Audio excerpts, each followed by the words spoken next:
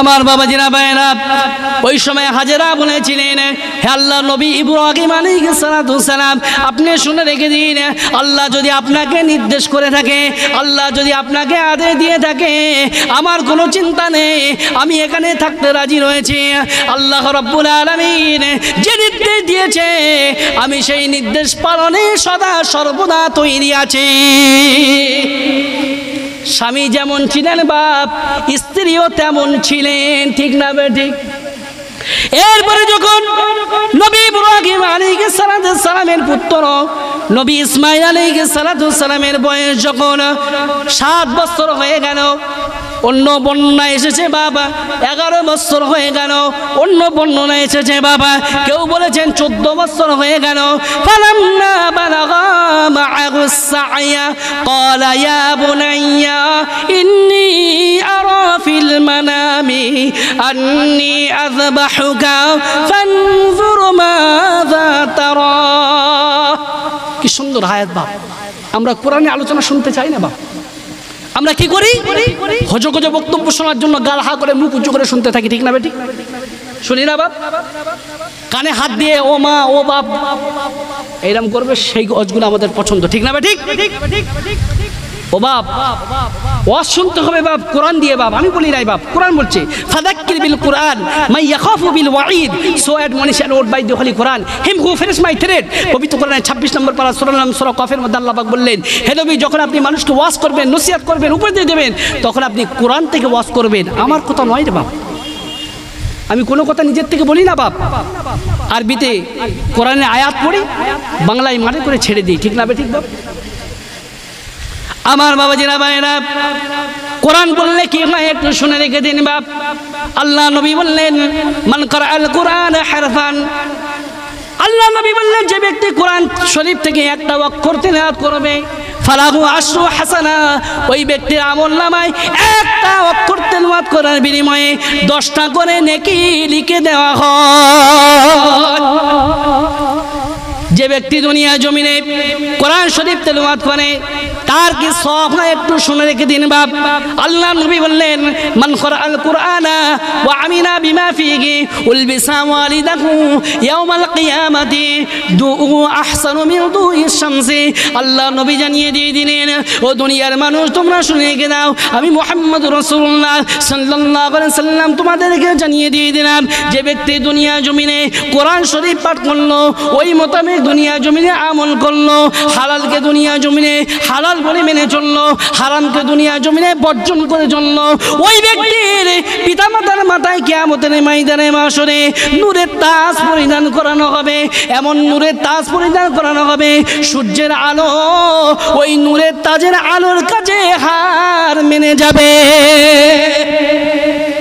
ওই জন্য বাপ আপনাদেরকে দুটো পায়ে ধরে বলে যাচ্ছি বাপ, নিজে কোরআন শরীফ পড়তে এখনো জানেন না, শিখতে পারেননি, মসজিদে গিয়ে মক্তবে গিয়ে কোনো হাফেজ সাহেবের কাছে গিয়ে, যে ব্যক্তির পড়া সহি শুদ্ধ আছে সেই ব্যক্তির কাছে গিয়ে পড়ার চেষ্টা করেন।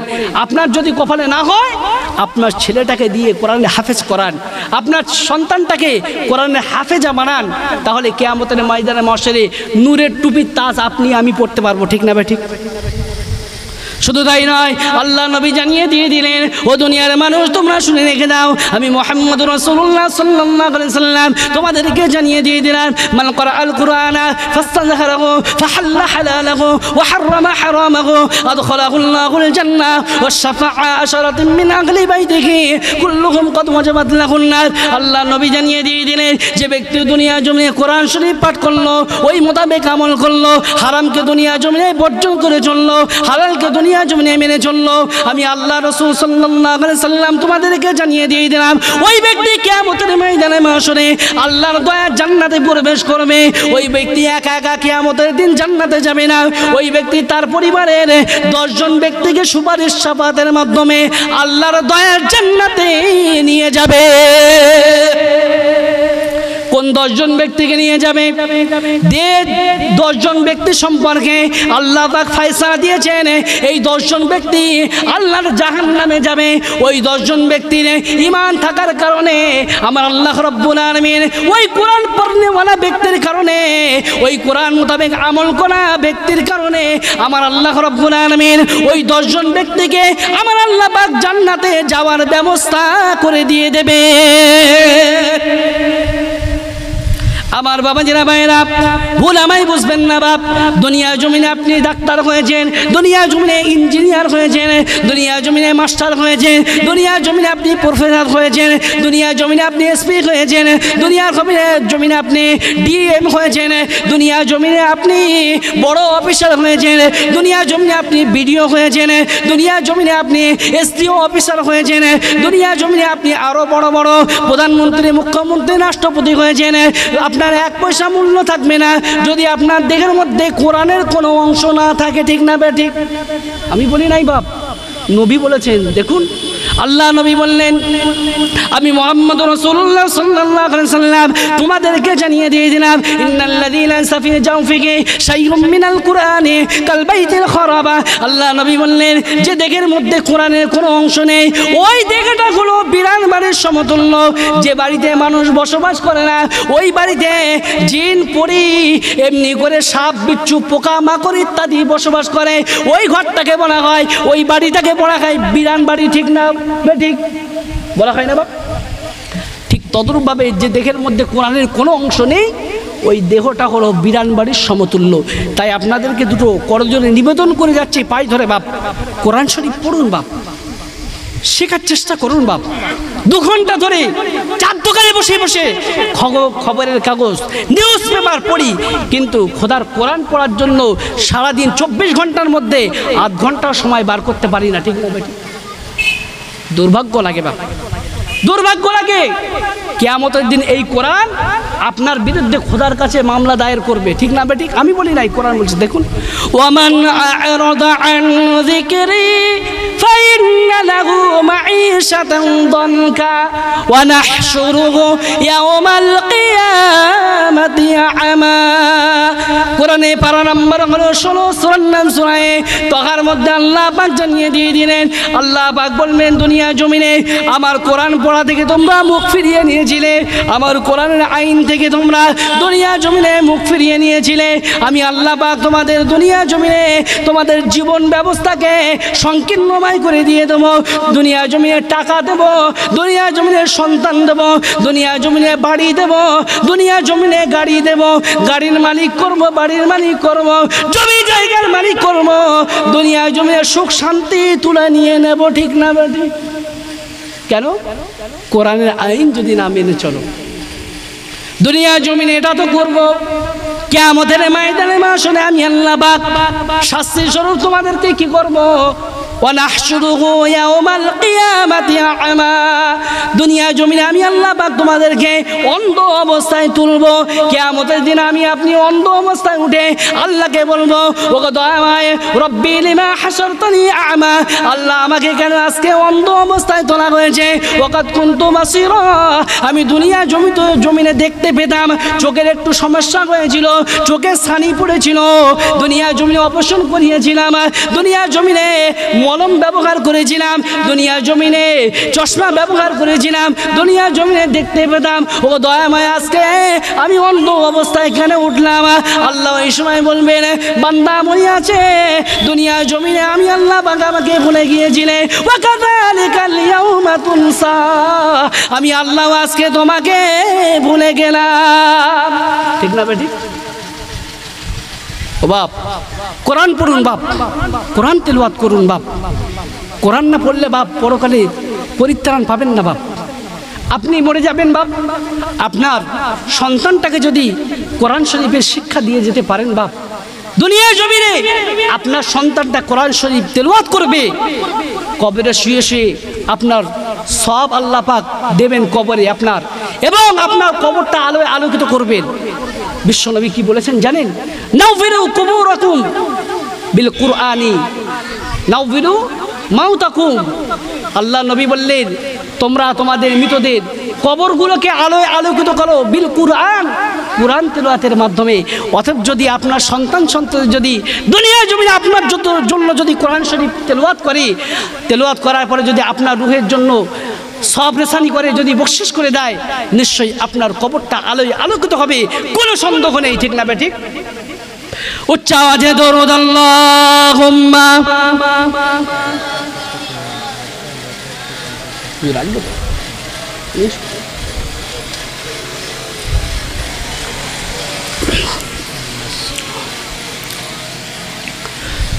একটু উচ্চ আওয়াজে মোহাব্বতের সঙ্গে পড়েন না, আল্লাহুম্মা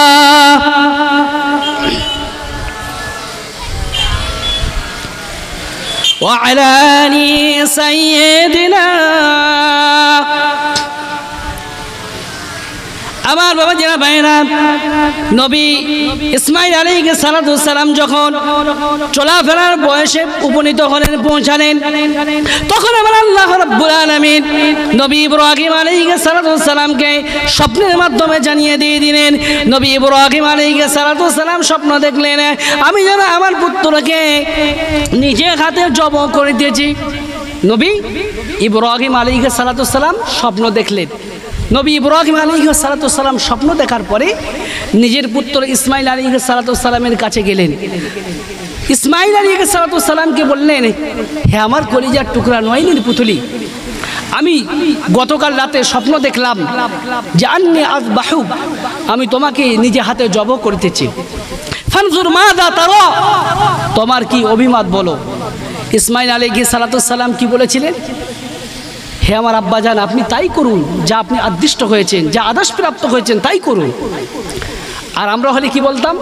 আব্বাজান, আপনি কয়েক বছর আমাদেরকে মরুভূমি জায়গায় রেখে দিয়ে এসেছিলেন, আমাদের কোনো খোঁজ খবর নেননি, আর এখন জবাই করতে এসেছেন, আপনাকে জবাই করব। ঠিক না বেঠিক বলতাম না? নবী ইসমাইল আলাইহিস সালাম তেমন করেননি। যেমন বাপ ছিলেন তেমন বেটা ছিলেন। বাপ কি বলেছিলেন? ইয়া আবাতি ফাল মা তুমার সাতাজিদুনি ইনশাআল্লাহু মিনাস সাবিরিন। হে আমার আব্বাজান, আপনি যে কাজের জন্য আদেশ প্রাপ্ত হয়েছেন ওই কাজই অবশ্যই করুন, নিশ্চয়ই আমাকে আপনি ধৈর্যশীলদের অন্তর্ভুক্ত পেয়ে যাবেন। আমার বাবাজিরা ভাইরা, পরবর্তী বক্তা এসে গিয়েছে। বাপ আলোচনা লম্বা চওড়া নয়, বাপ সংক্ষিপ্ত করলাম। আমার কথার দ্বারাই যদি আপনারা আঘাত পেয়ে থাকেন, ছোট সন্তান হিসেবে, ছোট ভাই হিসেবে, আল্লাহর রাস্তায় মাফ করবেন। আল্লাহ রাব্বুল আলামিন আমাদের সকলকে শোনার চাইতে, বলার চাইতে বেশি বেশি আমল করার তৌফিক দান করেন। সকলে বলে আল্লাহুম্মা আমিন। সকলে আমার জন্য দোয়া করবেন, আমিও আপনাদের জন্য দোয়া করব। উচ্চ আওয়াজে দরুদ আল্লাহুম্মা সাল্লি আলা সাইয়্যিদিনা। নবী করিম সাল্লাল্লাহু আলাইহি ওয়াসাল্লাম হাদিস শরীফের মধ্যে বলেছেন, দুনিয়ায় জমিনে যদি তোমরা দুটো জিনিসকে হেফাজত করতে পারো, আমি রাসূলুল্লাহ সাল্লাল্লাহু আলাইহি ওয়াসাল্লাম জান্নাতের জন্য তোমাদের জামিনদার হয়ে গেলাম। ঠিক না বেঠিক? দুটো জিনিস কি কি? ভালো করে শুনে রেখে দিন। রাসূল করিম সাল্লাল্লাহু আলাইহি ওয়াসাল্লাম বলেছেন, মান আদমানু লি মা বাইনা লিহইহি ওয়া মা বাইনা রিজলাইহি আদমানু লাহুল জান্নাহ। যে ব্যক্তি আমি রাসূলুল্লাহ সাল্লাল্লাহু আলাইহি ওয়াসাল্লাম আমার জন্য দুনিয়ার জমিনে দুই ঠোঁটের জিভটাকে হেফাজত করবে। জিভটাকে কেমন করে হেফাজত করবে? মন্দ ভাষা বলা থেকে, হারাম খাওয়া থেকে জিভটাকে যে ব্যক্তি হেফাজত করবে, আর ওমা বাইনা রিজলাইহি দুই রানের বিছখানে লজ্জা স্থানটাকে হেফাজত করবে, আদমানু লাহুল জান্নাহ, ওই ব্যক্তির জন্য আমি রাসূলুল্লাহ আল্লাহর দয়ার জান্নাতের জামিনদার হয়ে গেলাম। জোরে বলুন সুবহানাল্লাহ। যান বাড়িতে চলে যান। বাড়িতে গিয়ে আপনি বালিশটা মাথায় দিয়ে ঠান্ডা মাথায় চিন্তা করবেন, আমার এই দুটো জিনিস গন্ডগোল আছে না ঠিক আছে। যদি এই দুটো জিনিস যদি গন্ডগোল থাকে, মনে করবেন আপনার জান্নাতে যাওয়াও গন্ডগোল আছে। ঠিক না ঠিক? আর যদি এই দুটো জিনিস যদি ঠিক থাকে, মনে করবেন আপনার জান্নাতে যাওয়া অত্যন্ত সহজ। ঠিক না ঠিক? তাই বিশ্বনবী মুহাম্মদ সাল্লাল্লাহু আলাইহি সাল্লামের উপরে আন্তরিকতার সহিত ভালোবাসার সঙ্গে আরেকবার দরুদ শরীফ আল্লাহুম্মা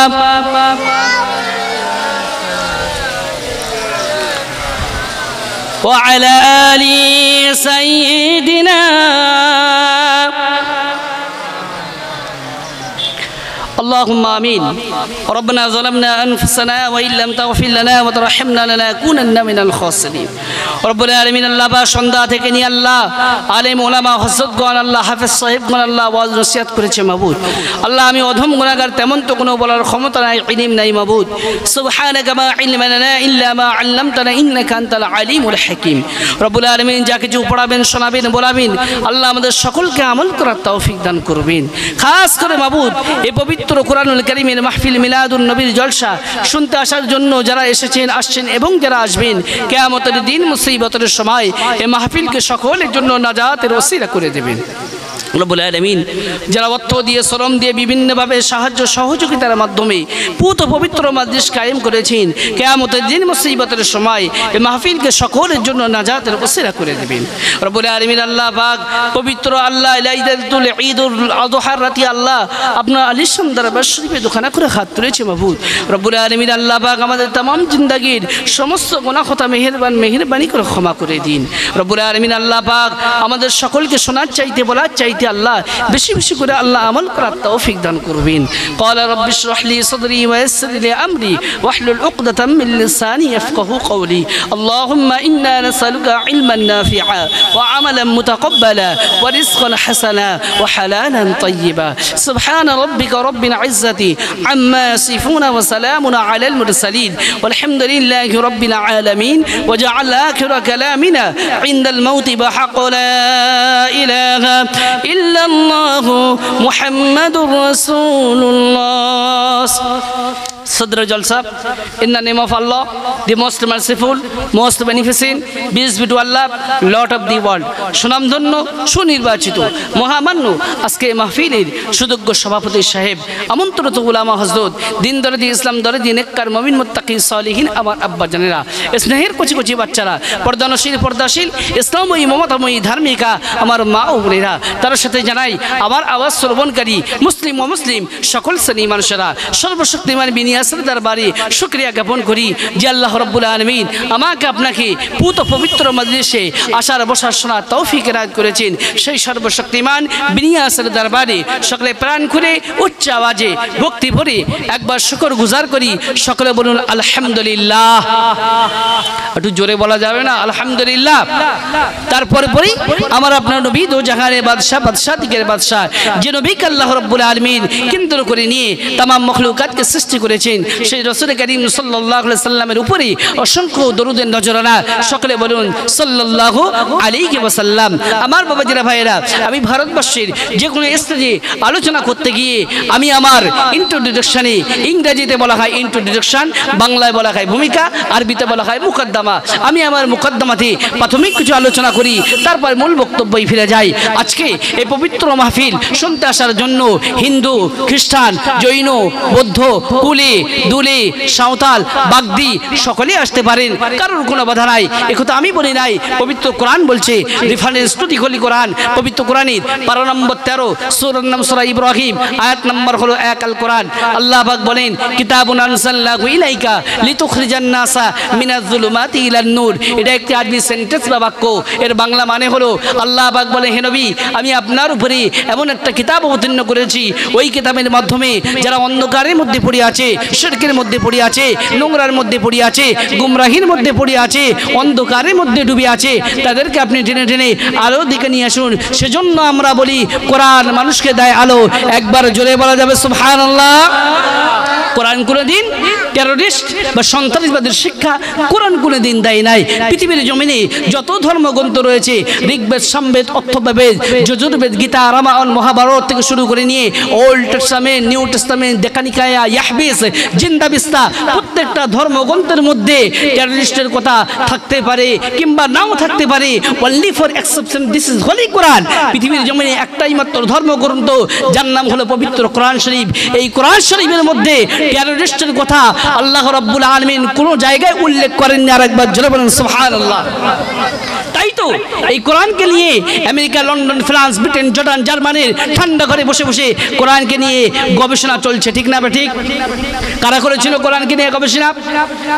Michael Faraday, Einstein, mister Cook, mister Jabiri, Raja Rammohan Roy, Ishwarchandra Vidyasagar, William সাগারবে, উইলিয়াম স্মিথ, এরা কোরআনকে নিয়ে গবেষণা করেছিল, ঠিক না ঠিক?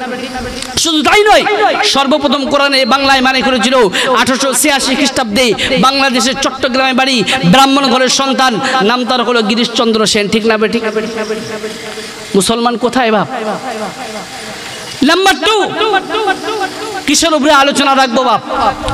যেহেতু এটা ঈদুল আযহার উপলক্ষ করে নিয়ে পবিত্র মাজলিস, ঠিক না ঠিক বাপ? তাই তো নাকি? ঈদুল আযহা সম্পর্কে আপনার সম্মুখে হাদিস এবং কোরআন অনুযায়ী আলোচনা রাখবো ইনশাআল্লাহুল আজিজ। টেনশন করার কোনো প্রয়োজন নেই বাপ।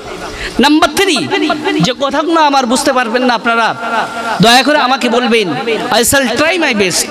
আমি এবার ভালো দিকটা আপনার সম্মুখে তুলে ধরবো ইনশাআল্লাহুল আজিজ। তার আগে বিশ্ব নবীর উপরে আরেকবার আন্তরিকতার সহিত দরুদ শরীফ আল্লাহুম্মা সাল্লি আলা সাইয়্যিদিনা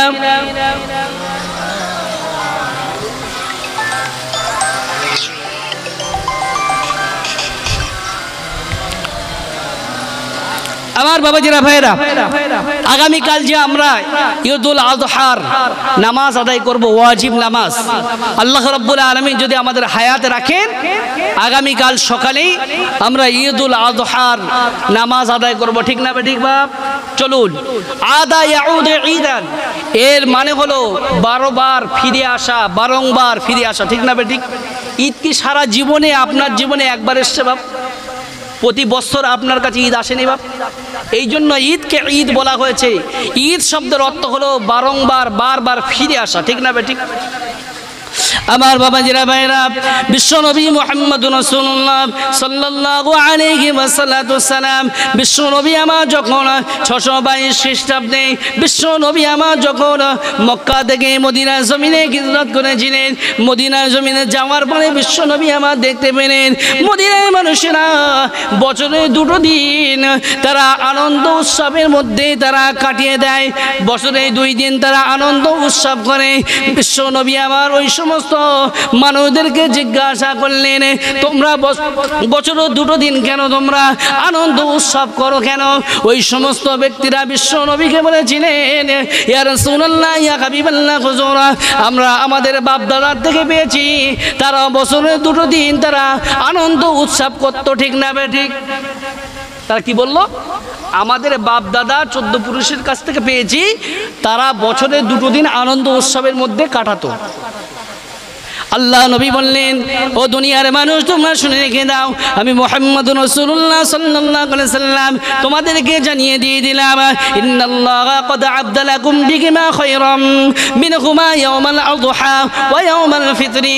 আল্লাহ নবী বললেন, ও দুনিয়ার মানুষ তোমরা শুনে রেখে দাও, আমি মুহাম্মদুর রাসূলুল্লাহ সাল্লাল্লাহু আলাইহি সাল্লাম তোমাদেরকে জানিয়ে দিয়ে দিলাম ওই 2 দিনের পরিবর্তে আল্লাহ রাব্বুল আলামিন তোমাদেরকে উত্তম বছরে 2 দিন দান করেছে। এক নম্বর হলো ইয়াউমুল আযহা অর্থাৎ ইয়াউমুন নাহার অর্থাৎ ঈদুল আযহার দিন। 2 নম্বর হলো ইয়াউমুল ফিতর অর্থাৎ ঈদুল ফিতর, যেটা রোজার ঈদ বলা হয়। এই 2 ঈদকে আল্লাহ রাব্বুল আলামিন তোমাদের জন্য খুশির দিন হিসেবে ঘোষণা করে দিয়েছে। তাহলে ঈদ কোথা থেকে এসেছে বুঝতে পেরেছেন বাপ? বিশ্বনবী মুহাম্মদুর রাসূলুল্লাহ সাল্লাল্লাহু আলাইহি ওয়াসাল্লাম যে বছরে তিনি এই হাদিস শরীফটা বর্ণনা করেছিলেন, সেই বছরের পরের থেকে সমস্ত মানুষেরা বছরে 2 দিনে আনন্দ উৎসব করত বাবা। 1 নম্বর দিন হলো ঈদুল ফিতরের দিন, 2 নম্বর হলো ঈদুল আযহার দিন। আমার বাবা জিনা ভাইরা, আগামীকালকে আমরা ঈদুল আযহার নামাজ পড়ার পরে আমাদের জন্য একটা বাড়তি ইবাদত আল্লাহর তরফ থেকে নির্ধারণ করা হয়েছে, ঠিক না ঠিক? যারা বর্তমান ব্যক্তি, যারা সাহেবে নিসাবের মালিক, তাদেরকে আগামীকাল ঈদুল আযহার নামাজের পরে আর্থিক ইবাদত অর্থাৎ কুরবানিটাকে তাদের জন্য ওয়াজিব করে দেওয়া হয়েছে। ঠিক না বেঠিক? অনেকে দেখবেন টাকা আছে, অর্থ আছে, সাহেবে নিসাবের মালিক, তারপরেও ঈদুল ফিতরের দিনে তারা দান সদকা তো করে না, আর ঈদুল আযহার দিনে তারা কুরবানিও করে না। ঠিক না বেঠিক? নেই বাপ। বিশ্বনবী মুহাম্মদ রাসূলুল্লাহ সাল্লাল্লাহু আলাইহি ওয়াসাল্লাম হাদিস শরীফের মধ্যে বর্ণনা করেছেন, আল্লাহ নবী বললেন, ও দুনিয়ার মানুষ তোমরা শুনে রেখে দাও, আমি মুহাম্মদ রাসূলুল্লাহ সাল্লাল্লাহু আলাইহি ওয়াসাল্লাম তোমাদেরকে জানিয়ে দিয়ে দিলাম, মান সাআতা ফালাম ইউযহি ফালা ইয়াকুরবান্না মুসাল্লানা। আল্লাহ নবী পাক জানিয়ে দিয়ে দিলেন, আমি মুহাম্মদ রাসূলুল্লাহ সাল্লাল্লাহু আলাইহি ওয়াসাল্লাম তোমাদেরকে জানিয়ে দিয়ে দিলাম, যে ব্যক্তির কুরবানি দেওয়ার সামর্থ্য আছে সেই ব্যক্তি কুরবানি দিল না, আমি রাসূলুল্লাহ জানিয়ে দিয়ে দিলাম, ফালা ইয়াকুরবান্না মুসাল্লানা, সে যেন ঈদের ময়দানে নামাজ পড়তে যেন না আসে। কি বললেন? যে ব্যক্তির কুরবানি দেওয়ার সামর্থ্য আছে, সামর্থ্য থাকার পরেও কুরবানি দিল না, সে ব্যক্তি যেন ঈদের ময়দানে নামাজ পড়তে না আসে। অতএব এ থেকে প্রমাণিত হয়, যার সামর্থ্য আছে, যে ব্যক্তি সাহেবে নিসাবের মালিক, তাকে কুরবানি দিতে হবে, কুরবানি তার উপরে ওয়াজিব। ঠিক না বেঠিক? আমার বাবাজিরা ভাইরা, অপর হাদিস শরীফের মধ্যে বিশ্বনবী মুহাম্মদ রাসূলুল্লাহ সাল্লাল্লাহু আলাইহি ওয়াসাল্লাম বর্ণনা করেন, ও দুনিয়ার মানুষ তোমরা শুনে রেখে দাও, আমি মুহাম্মদ রাসূলুল্লাহ সাল্লাল্লাহু আলাইহি ওয়াসাল্লাম তোমাদেরকে জানিয়ে দিয়ে দিলাম, যে ব্যক্তি কুরবানি করলো, যে ব্যক্তি কুরবানি করার জন্য পশু ক্রয় করলো, পশু কিনে বাড়িতে নিয়ে চলে আসলো, ওই ব্যক্তি যেন হাতের নখ এবং যেন চুল যেন না কাটে। কেন? বিশ্ব নবী পাকের একটা মুস্তাহাব আমল, যদি কোনো ব্যক্তি মাইগেলা ভাই, আপনি যেখানে থাকেন এখানে আসেন, আপনাকে ডাকা হচ্ছে। আমার বাবাজিরা ভাইরা, যে ব্যক্তি কুরবানি দেওয়ার জন্য কুরবানির পশু কিনেছে বাপ, সেই ব্যক্তিকে রাসূলুল্লাহ সাল্লাল্লাহু আলাইহি ওয়াসাল্লাম নিষেধ করেছেন, সেই ব্যক্তি যেন হাতের নখগুলো যেন না কাটে, পায়ের নখগুলো যেন না কাটে, এবং যেন চুল যেন না কাটে। যে ব্যক্তি নখ না কাটবে না, যে ব্যক্তি চুল কাটবে না, কুরবানির পশু কুরবানি দেওয়ার আগ পর্যন্ত ওই ব্যক্তির আমলনামায় আল্লাহ পাকের তরফ থেকে অনেক বেশি সওয়াব লেখা হয়। আমার বাবাজিরা ভাইরা, আমার আল্লাহ পাক জানিয়ে দিয়ে দিলেন, ইন্না আ'তাইনাকাল কাউসার ফাসাল্লি লিরাব্বিকা ওয়ানহার ইন্না শানিয়াকা হুয়াল আবতার। পবিত্র কোরআনের 30 নম্বর পারার সূরার নাম সূরা কাউসারের মধ্যে আল্লাহ পাক জানিয়ে দিয়ে দিলেন, এই সূরা কাউসার কেন অবতীর্ণ হয়েছে বাবা, এর পিছনে একটা শানে নুজুল রয়েছে বাবা। আরবিতে বলা হয় শানে নুজুল, বাংলায় বলা হয় অবতীর্ণের কারণ। কি বললাম বাপ? অবতীর্ণের কারণ। কোরআন শরীফের মধ্যে বাপ কটা সূরা আছে বাপ? কটা সূরা আছে বাপ? কত বাপ? দেখেছে? আমরা কোরআন শরীফ সম্পর্কে জানি না বাপ। আমরা নিজেদেরকে মুসলমান বলি, লজ্জা লাগে বাপ। 114 খানা সূরা আছে। কটা বললাম? ভালো করে শুনে দিন, আর কোনোদিন ভুলবেন না বাপ। 114 খানা সূরা আছে, আর আয়াত কটা আছে বাপ? 6666টা। কেউ বলেছেন 6634টা আয়াত নিয়ে বাপ মতনৈক্য রয়েছে, মতদ্বন্দ্ব রয়েছে বাপ। কিন্তু সূরা নিয়ে কোরআন শরীফের কোনো মতনৈক্য মতদ্বন্দ্ব নেই। 114 খানাই সূরা। ঠিক না বেঠিক? কোরআন শরীফে কটা পারা আছে বাপ? 30টা পারা। কটা রুকু আছে বাপ? 540টা রুকু আছে বাপ। 7টা মানজিল আছে বাপ। কোরআন শরীফ সম্পর্কে আপনারা জানেন না, দুঃখ লাগে বাপ। এই কোরআনকে বিদেশি মানুষেরা তারা গবেষণা করছে, কোরআন গবেষণা করে তারা এক একটা জিনিস তৈরি করছে বাপ, আর দুঃখ লাগে বাপ, মুসলমান ঘরে জন্মগ্রহণ করে এরা কোরআন নিয়ে পড়তে চায় না, কোরআন নিয়ে গবেষণা করতে চায় না। দুঃখ লাগে বাপ, বড় আফসোস।